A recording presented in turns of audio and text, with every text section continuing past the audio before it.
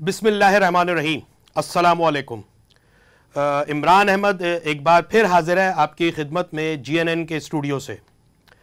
आज बात करेंगे एक ऐसे मसले की जो इंतहाई खौफनाक शक्ल इख्तियार कर गया है और ये खौफनाक मसला मुंह फाड़े हमारी जानिब बढ़ रहा है।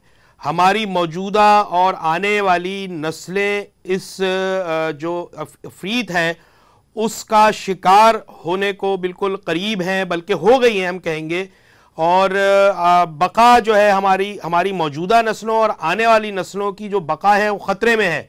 इसका मतलब है पाकिस्तान ख़तरे में है, हमारा मुल्क ख़तरे में है। जी हाँ, मैं बात करूँगा मंशियात की जो इंतहाई तेज़ी से मैं कराची की अगर बात करूँ तो कराची में इंतहाई तेज़ी से फैलता चला जा रहा है। और ये तमाम हदें तोड़कर पहले आपको कच्ची आबादियों में फुटपाथों पे होता था या सड़कों पे आपको नशा करते हुए लोग मिलते थे, अब ये तमाम हदें पार कर गया है और इतने खौफनाक शक्ल इख्तियार कर गया है कि अब ये हमारे स्कूल, कॉलेजेस, यूनिवर्सिटीज़ और दीगर तालीमी इदारों में सराहियत कर गया है। और ये अब जो तालीमी इदारे हैं, अगर हम उनको कहें कि वहाँ पे एक बड़ा मुनाफा बख्श कारोबार बन गया है स्कूल, कॉलेज, यूनिवर्सिटीज़ में, खुसूसन जो पौश इलाकों में हैं, या वो तालिबे इल्म जिनके पास पैसे की फरावानी है, उसमें कम उम्र ख़वातीन भी हैं, तालबात भी हैं, लड़के भी हैं, और ये इंतहाई खौफनाक तेज़ी से बढ़ता चला जा रहा है, रुकने का नाम नहीं ले रहा है। अच्छा, ये बात नहीं है कि यहाँ पे पता नहीं है कि ये मंशियात आ कहाँ से रही है, किन रास्तों से आ रही है, किन रास्तों से चलकर ये स्कूल, कॉलेजेस और हमारे घरों में पहुंच रही है। तमाम लोगों को तमाम रास्ते पता हैं, लेकिन कार्रवाई कौन करेगा? कार्रवाई के लिए ताकत चाहिए। और ये जो मंशियात फरोश हैं या जो आप ड्रग माफिया है, इसकी सरपरस्ती ताकतवर लोग कर रहे हैं, तो कार्रवाई कौन करेगा? कार्रवाई अगर कोई करेगा तो वो उसके गले ना पड़ जाए, इस हवाले से, इस खौफ से कोई कार्रवाई नहीं करता है।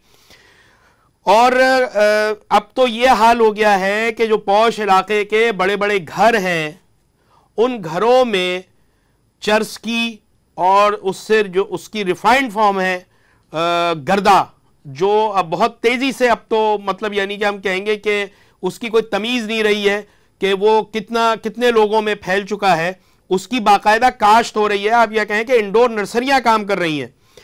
मंशियात का अजदहा इतनी तेज़ी से हमारे लोगों को निगल रहा है, हमारे बड़े बड़े आला दिमागों को निगल चुका है। कितने ही घराने अपने प्यारों को खो चुके हैं।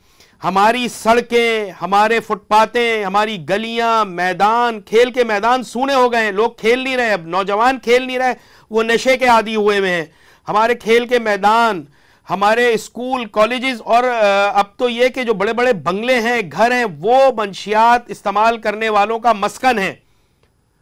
इनसे कैसे छुटकारा हासिल करा जाए, इसके लिए बड़ी अखलाकी तरबियत की ज़रूरत है। एक बड़ा मसला ये है हमारे यहाँ कि जो हमारे स्कूल और कॉलेजेस, महंगे महंगे स्कूल और कॉलेजेस में वालिदैन अपने बच्चों को भेजकर भूल जाते हैं कि ये तरबियत करना वालिदैन का काम है।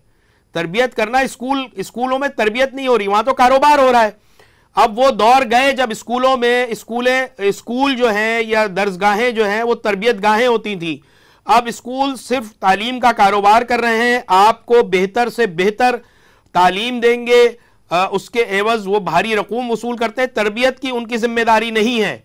उसका नतीजा ये निकल रहा है कि वालिदैन जो हैं वो ये सोचते हैं कि हम इतने पैसे दे रहे हैं, इतने अखराजात कर रहे हैं, तो स्कूल सब कुछ देखेगा। नहीं, पहली जिम्मेदारी वालिदैन की है कि वो अपने बच्चों की तरबियत करें,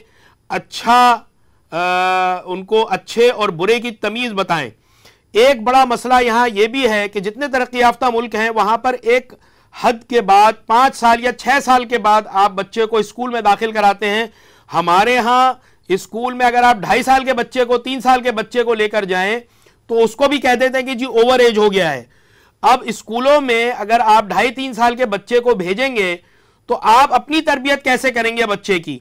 तो इस बात की भी जरूरत है कि वालिदैन तरबियत पे जोर दें, अच्छे बुरे की तमीज बताएं, बच्चों को पैसे फरावानी से देने से गुरेज करें, मोबाइल फोन पर उनकी निगरानी करें।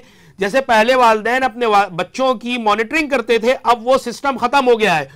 आजादी के नाम पर, लिबरेशन के नाम पर उनको जो है ना खुली छूट दे दी गई है। उनकी जो सोबत है उसको चेक नहीं किया जाता, वो कब घर आ रहे हैं, कब दफ्तर, कब घर आ रहे हैं, कब घर से जा रहे हैं, क्या पहन रहे हैं, क्या ला रहे हैं, कुछ नहीं पूछता। अब अगर आप करें कि यहां पर मंशियात कौन कौन सी है, ओ भाई मंशियात तो अब ऐसी हो गई है कि पहले तालीमी की डिग्रियां जो होती थी उनके नाम होते थे, अब वो जो मंशियात या ड्रग्स हैं उनके नाम हो गए।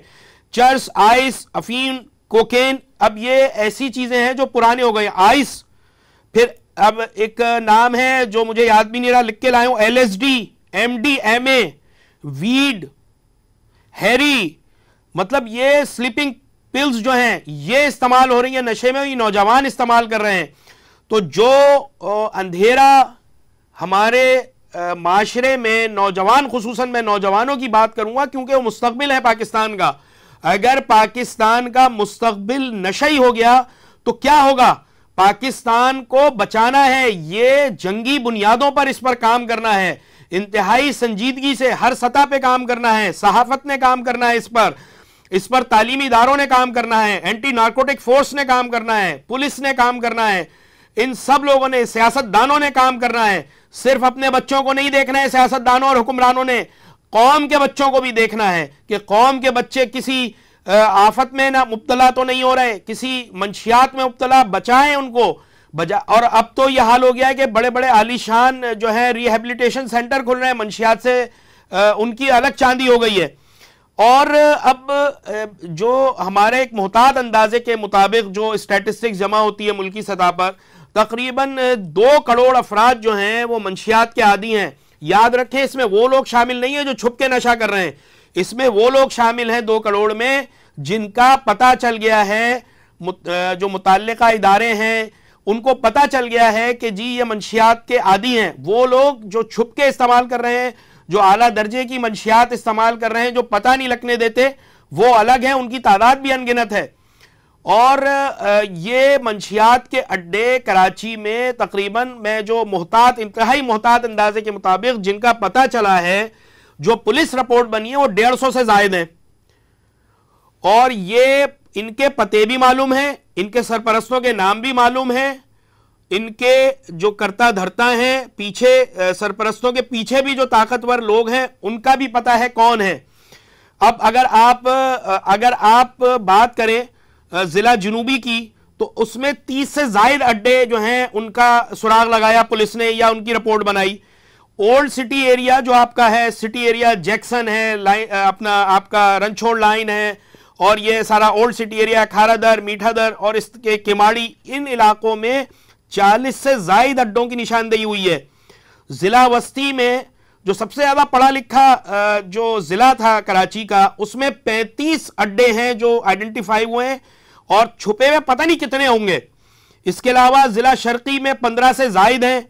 कोरंगी में इंतहाई कंजेस्टेड आबादी है, गुंजान आबाद इलाका है, उसमें 20 से जायद हुए हैं। ये पुलिस की रिपोर्ट है जो आइडेंटिफाई हुए हैं। और मजे की बात ये, पुलिस की रिपोर्ट में लिखा हुआ है इनको कौन पुलिस एहलकार, कौन SHO, कौन DSP इसकी सरपरस्ती कर रहा है और कौन इसके पीछे है, किसके पास पैसे जा रहे हैं, कौन इसका पैसा खा रहा है मंशियात का।